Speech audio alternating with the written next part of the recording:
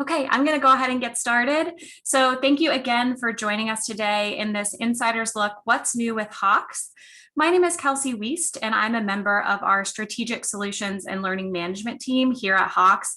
And I'm really excited to walk you through a review of updates we've made to our materials and platform this past year. If you have questions throughout the session, please feel free to chat those into the Q&A box at the bottom of your screen, and I'll definitely reserve some time at the end to answer those. Additionally, we're going to be giving away 3 $25 Amazon gift cards at the end of this session. To enter for your chance to win, click the link in the chat and enter your name to be added to the prize wheel. So I wanted to take a moment and review an outline of what I'll share today. First, I'll focus on looking back and reviewing new updates, features, and content we've released this past academic year. I think this will be really helpful to review in the event that you missed any of our marketing messaging on these new updates this past year.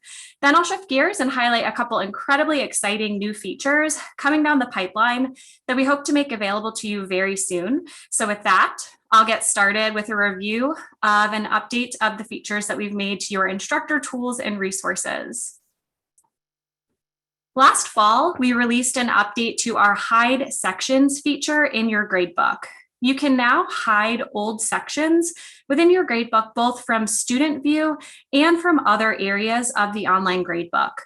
With this new release, when you select a single or multiple sections on your Manage Sections page, and then select Hide Sections, you'll receive a pop-up message allowing you to hide sections from either the gradebook, from students, or from both. Doing this preserves all of the data in your old hidden sections, but hides them from view in most other reports and gradebook pages. This really helps to reduce the sections you need to filter through in reports and settings to just your active section list. The only place where hidden sections will still be visible is on the Manage Sections, Manage Students, and Manage LMS Courses pages within your gradebook. We recommend adding this step as an end of semester best practice to help you maintain a clean and easy to navigate gradebook. We also recently released the ability to mark individual questions as bonus on any test or quiz you build using our WebTest Builder tool. Once a question is marked as bonus, the points associated with that question will no longer count toward the overall point value of the test or quiz. Students are able to see exactly how many bonus points are available on the test landing page. They can see which individual questions are marked as bonus within the test itself. And they can see the bonus questions marked in the question drop-down menu while testing.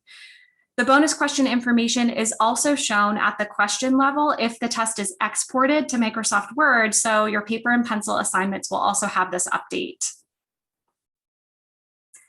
You now have the ability to review all student answers to a single test question within our assignment reviewer tool.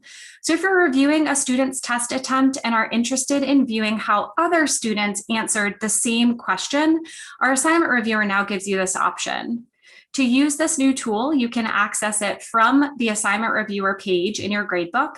And once you've selected an assignment and a student's test to review, you'll select the assignment builder order option and then use the forward and back navigation arrows at the top of the page to toggle between all student responses for that specific question. This eliminates the need to exit and re-enter Assignment Reviewer to review other student answers for individual questions on the assessment and will hopefully help you with consistency of how you grade all students for certain questions you include on your tests. One additional update we made to our Assignment Reviewer is that you now have the option to review and edit scores for students with deactivated temporary access codes. Deactivated students are noted on the assignment results page with a deactivated label. If you wish to review an assignment for a deactivated student, you can now select the student's name to launch a review of that assignment. And for reference, deactivated students still aren't visible on the all student scores or detailed student grades reports, but they are able to be included on any grade exports you choose to include them on. We also released an update to our WebTest objective report that now allows you to more easily distinguish active and deactivated students when filtering this report.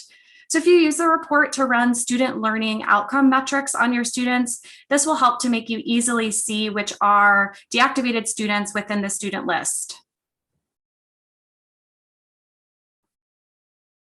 We have added a new lesson status icon when viewing lesson completion information from the all student scores and detailed student grades report that will now be particularly helpful if you use our diagnostic testing. If your students take a diagnostic test and receive credit for a lesson as a result of their performance on the test, that lesson completion status will now be represented with an inverted green check mark. This update will allow you to more easily see when students complete lessons from certifying or from mastering that content on a diagnostic assessment. We hope this new feature will allow you to more easily identify students with prerequisite proficiencies from our grading reports.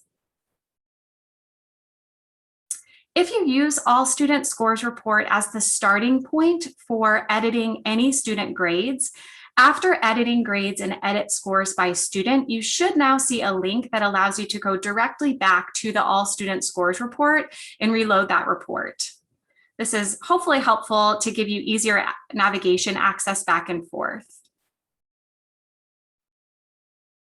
And lastly, if your school uses Respondus Monitor, we released an update that allows our tests to be taken from within Respondus Monitor from within your LMS. So Canvas, Brightspace, Blackboard. This setting is only available for schools who already have access to Respondus Monitor outside of Hawks and can't be used in conjunction with our Respondus Lockdown browser. So if you do happen to have access to Respondus Monitor in your LMS and you'd like to explore this, definitely reach out to your training and support specialist to discuss some of the details of getting this set up. Shifting gears, I'm now going to walk you through a few updates we made to our student platform this past year. Enhanced practice is our adaptive question sequencing. We developed the algorithm for this feature through machine learning and analyzing historical data. It's designed to present questions in practice based on what students are ready to learn next to better prepare them for Certify. It starts a student off with easier questions to build confidence and then customizes the order of the remaining questions based on the student's performance on a per objective and per level of difficulty basis. This tool is still in beta while we continue to collect data. So far the results have been really promising. We've found that on average, the adaptive practice students are missing fewer questions in Certify and reaching mastery in less time with fewer overall Certify attempts. So if you decide to turn on this feature, it will be enabled randomly for half of your students so that their results can be compared with the rest of your students who will still be using our traditional practice approach. To help draw students' attention to it, we updated the color of the tutor button when students are working within the practice mode. As you know, the practice mode is an especially helpful place for students to begin working on questions, and the tutor mode contains helpful guidance on how to solve and answer questions. We want students to use the tutor mode if they're not sure how to answer a question, so our hope is that updating the color of this icon better guides students to helpful resources available to them while they're working. Before the fall semester, we released an update where students can now easily get to a list of our keyboard shortcuts from within Practice and Certify. This is especially helpful for students who can only navigate and input answers using their keyboard, but it's also helpful for all students to know which keyboard shortcuts can be used to enter answers if they don't want to rely on our keypad.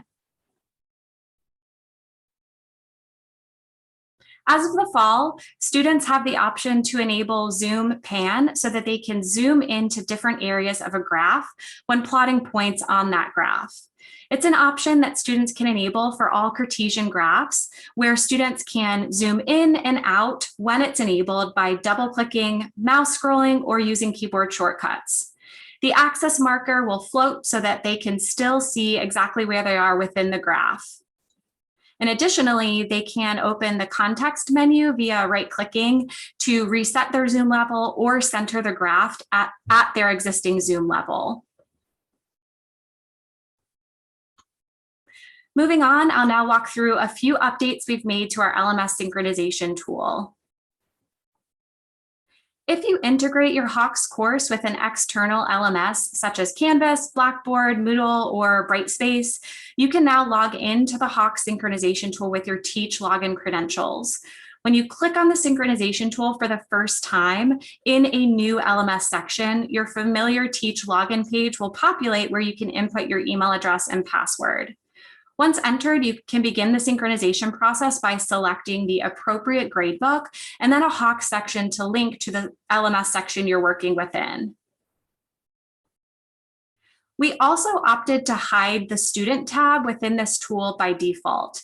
This means that after you've linked your sections for the first time or any time you return to the synchronization tool, the landing page will now be the assignments tab by default. And this is where that assignment synchronization process takes place, so it seems like a more appropriate landing page for most. If you do regularly use the student tab to link students for grade synchronization only, this is typically only used by schools who do not also use our LMS single sign-on tool. So for those schools, when you initially link your sections, you will have the option to always show the student page. And once you make that selection to show the student tab, it will always appear as your default anytime you re-enter that LMS section. We did release an update to how assignments are named in your LMS course when using our assignment synchronization tool. If you use our sync tool to create direct assignment links, we updated the default creation of these links to not include the instructor and section name in the assignment names themselves. This should help you to maintain clean and easy to identify Hawks assignments from within your LMS course. If you do happen to prefer to keep the instructor and section name in the LMS assignment name, you can select to do so as part of the assignment linking process. And lastly, we updated the default number of assignments or students visible from the tabs in our synchronization tool from 40 up to 100. Our hope in making this change is that it will reduce the need to remove page pagination and reduce the likelihood that you'll miss syncing over either assignments or student grades within our synchronization tool. If you do happen to still have over 100 assignments assigned to your course, it's worth noting that that results dropdown can still be changed to show all if needed. Lastly, I wanted to highlight a couple content updates we've made to some of our products over the past year. Our content development team has worked so hard this past academic year to release improvements and updates to our question banks, largely due to feedback you've provided us. So I'll highlight a few of those notable updates on the next slide. If you're using any of the products listed on this page and weren't aware of some of these new questions that we released this past year, this would be a really great time for you to connect with your training and support specialist to get more details. As a reference point, these metrics include questions that were released up to this date. So it's possible that you may have already reviewed and added some of this content to your custom curriculum. If you haven't yet reviewed and added this new content to any custom curricula that exists, you can take the time to review the lessons you assign and see if there is new content to add to that lesson from the curriculum tab in your gradebook. If a lesson has new questions available to assign within it, those will be noted with a new label on the left panel in the Assignment Builder tool. And to add them to your lesson, you can use the Add option and then simply save your changes. Finally, to wrap up, we have some incredibly exciting updates coming down the pipeline that we hope to make available to you soon. So I'm going to walk you through a quick sneak peek of a few of those updates. First, and possibly most exciting, is that we're planning to release the ability for you to assign a late penalty to any assignments you create and assign virtually through WebTest Builder. We've always given you the option to apply late penalties to lessons, and within the last year or so, we also released the option to allow students to turn web tests in after the end date of the test. But coming soon, you'll have the option to apply a fixed or graduated late penalty to any of your tests and quizzes. From the General Settings tab of WebTest, you'll be able to both view and create new late penalties, and then apply them to either individual tests or in bulk to all tests assigned to a section. The settings can be enabled or disabled per student if needed, and late submissions on WebTest will be marked throughout our gradebook reporting just for easy identification and access. We will be releasing a new video menu when students click on the Watch button in the Learn mode of our platform. When selected, a menu pops up below the lesson level video to view all videos within that lesson, both example and lesson level videos. Videos are provided with labels, and students can easily scroll through the menu using the previous and next buttons to navigate to any video within that lesson. This is a really great option for students who are looking for easy access to all videos within a lesson. We will also be adding a transcription document or file that can be downloaded and opened in Word with all of the audio in the selected videos. Last year, we released a show work option that can be enabled at the question level for any questions that you add to tests and quizzes using our WebTest Builder. This allows for students to add answer justification within a free response box. And soon we'll release an update to this option that allows students to upload an image file of their work to any question on a web test with show work enabled. So if you want to require students to show their work on some or all of the questions you've included on a test, this feature will be a great option. Once the student turns a test in with the files attached to any of the questions, you can then review their test and the files they've uploaded the usual way you have had access to it via our assignment builder and test reviewer tool. And lastly, if you're familiar with or use Dr. Paul Nolting's Winning at Math textbook as a supplemental math study skills textbook to your course, we've made this textbook available in ebook format. Winning at Math comes with a math study skills evaluation for students to take and identify areas of focus to help them better prepare and have success in their math courses.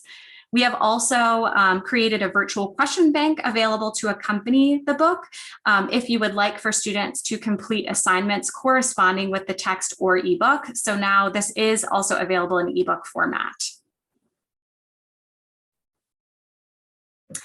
So thank you again for joining me today. I am really appreciative of your time. If you do have any questions and haven't yet entered those into the Q&A box, please go ahead and do so, and I'll try and answer them now. I'm going to go ahead and stop sharing my screen, or stop this share so that I can see the Q&A.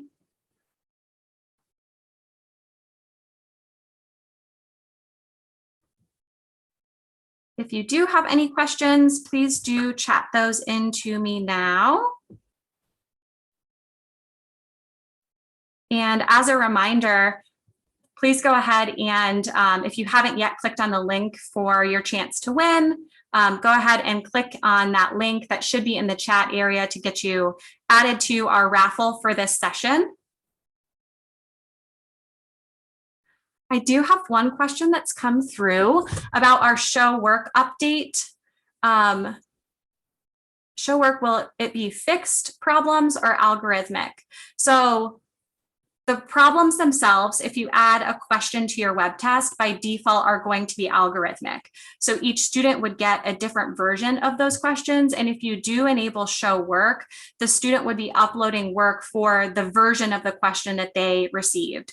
If you preferred, you can choose to lock a specific question in place where you may want students to submit work. And if you lock that question in place, every student would get the same version of that question. And you'd then be able to see the same work across all of the students.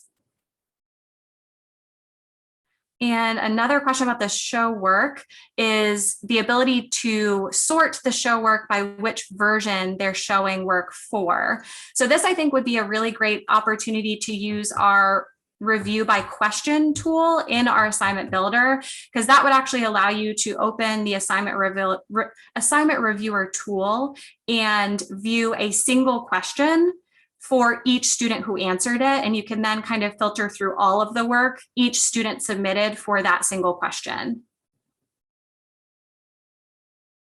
I've got another question that came through regarding new features in customizing content. So any updates for videos, any new ones. I believe if you're interested in a particular product, we might need to connect back with our your training and support specialist to get some more details for that specific product. I do know that our content team has been working for some of our courses on some video updates. And I'm just curious, when you mentioned any new features in customizing content, do you mean for our question builder tool or making edits to learn screens? If you have any additional details on that part of the question, that might be helpful. If you are using our question builder tool, we've released some updates to the graph builder portion of that that we can definitely share. And it is a really robust tool already, as is allowing you to create static dynamic questions, build variable tables, build mathematical expression if you're a math instructor, and do have a lot of customization options with our Learn Screen Notes feature. But for Kathleen, I will make a note of your question and have your representative just follow up with you on the specific course that you're using to share any potential new videos that we might be creating for that.